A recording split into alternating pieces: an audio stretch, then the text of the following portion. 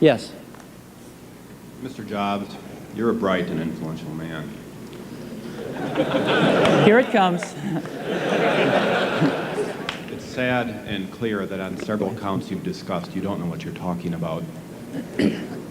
I would like, for example, for you to express in clear terms how, say, Java, in any of its incarnations, addresses the ideas embodied in OpenDoc.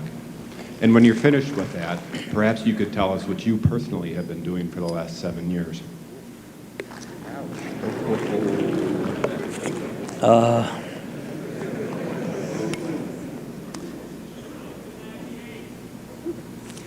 You know, you can please some of the people some of the time, but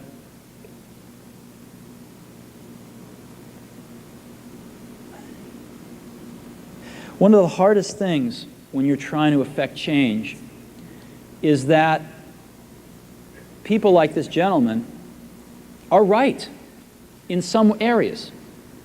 I'm sure that there are some things OpenDoc does, probably even more that I'm not familiar with, that nothing else out there does. And I'm sure that you can make some demos, maybe a small commercial app that demonstrates those things. The hardest thing is, how does that fit in to a cohesive, larger vision that's going to allow you to sell $8 billion, $10 billion of product a year? And one of the things I've always found is that you've got to start with the customer experience and work backwards to the technology. You can't start with the technology and try to figure out where you're going to try to sell it. And I've made this mistake probably more than anybody else in this room. And I've got the scar tissue to prove it. And I know that it's the case. And as we have tried to come up with a strategy and a vision for Apple, it started with what incredible benefits can we give to the customer? Where can we take the customer? Not starting with, let's sit down with the engineers and figure out what awesome technology we have, and then how are we going to market that. And I think that's the right path to take. I remember with the LaserWriter, we built the world's first small laser printers, you know. And there was awesome technology in that box. We had the first Canon laser printing, cheap laser printing engine in the world, in the United States here at Apple.